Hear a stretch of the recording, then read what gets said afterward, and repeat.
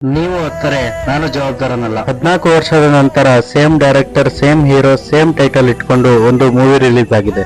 ಅದೇ ಸಂಜು ವೆಡ್ಸ್ ಗೀತಾ ಭಾಗ 2. ತುಂಬಾ ಗೆಲುವು ಸೋಲನ್ನು ಕಂಡ ನಂತರ ಕನ್ನಡದಲ್ಲಿ ಯಶಸ್ಸನ್ನು ಕಾಣಲು ಬಂದ ನಾಗಶೇಖರ್ ಅವರು ಇಲ್ಲಿ ಸ್ವಲ್ಪ ಎಡವಿದ್ದಾರೆ. ಲವ್ ಜಾನರ್ ಅಲ್ಲಿ ಬಂದಿರುವ ಈ ಚಿತ್ರವು ನೋಡೋ ಪ್ರೇಕ್ಷಕರಿಗೆ ಕನೆಕ್ಟ್ ಆಗಬಹುದು, ಆಗದೆಯೇ ಇರಬಹುದು. ವಿ ಶ್ರೀಧರ್ ಅವರ ಮ್ಯೂಸಿಕ್ ಈ ಚಿತ್ರದಲ್ಲಿ ನನಗೆ ತುಂಬಾ ಬೇಸರ ತಂದಿದ್ದು ಕೂಡ ಉಂಟು. ಸಂಜು ವೆಡ್ಸ್ ಗೀತಾ ಪಾರ್ಟ್ 1 ಮತ್ತು ಪಾರ್ಟ್ 2ಗೂ ಸಂಬಂಧನೇ ಇಲ್ಲ. ಸಿನಿಮಾ ಒನ್ಲೈನ್ ಸ್ಟೋರಿ ಹೇಳೋದಾದ್ರೆ ಇದು ಶ್ರೀಮಂತ ಹುಡುಗಿ ಬಡ ಹುಡುಗನನ್ನು ಪ್ರೀತಿಸುವ ಕಥೆಯಾಗಿದ್ದು, ಮಿಸ್ ಕರ್ನಾಟಕ ಫಿನಾಲೆಯಲ್ಲಿ ಇಬ್ಬರ ಪರಿಚಯ ಪ್ರೀತಿಗೂ ತಿರುಗಿ ಹುಡುಗಿಯ ಅಪ್ಪನಿಗೆ ಪ್ರೀತಿ ಇಷ್ಟ ಇಲ್ಲದೆ ತಂದೆಯ ಹಾಗೆ ಬೆಳೆಯಬೇಕೆಂಬ ಆಸೆ ಇಟ್ಟುಕೊಂಡು ಮದುವೆ ಆಗುತ್ತಾರೆ. 10 ವರ್ಷದ ವೆಡ್ಡಿಂಗ್ ಆನಿವರ್ಸರಿಗೆ ಗೀತಾ ವೇಟ್ ಮಾಡುತ್ತಿರುವಾಗ ಸಂಜು ಹೈದರಾಬಾದ್ ನಿಂದ ಒಂದು ಚಾಪರ್ ಬುಕ್ ಮಾಡಿ ಕಳಿಸುತ್ತಾನೆ. ಗೀತಾ ಅಲ್ಲಿಗೆ ಬಂದಾಗ ಅವರ ಅದೃಷ್ಟಕ್ಕೆ ಒಂದು ಟರ್ನ್ ಸಿಗುತ್ತದೆ.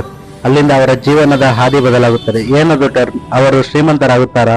ಮೂವಿ ಹೇಗಿದೆ ಅಂತೆಲ್ಲ ನೀವು ಥಿಯೇಟರ್ಗೆ ಹೋಗಿ ಎಕ್ಸ್ಪೀರಿಯನ್ಸ್ ಮಾಡಿ. ರಚಿತಾರಾಮ್, ಶ್ರೀನಗರ ಕಿಟ್ಟಿ, ಸಾಧು ಕೋಕಿಲ್, ರಂಗಾಯಣ ರಘು, ಸಂಪತ್ ರಾಜ್ ಮತ್ತು ರಾಗಿಣಿ ಇವರೆಲ್ಲ ಮುಖ್ಯ ಪಾತ್ರದಲ್ಲಿ ನಟಿಸಿದ್ದಾರೆ.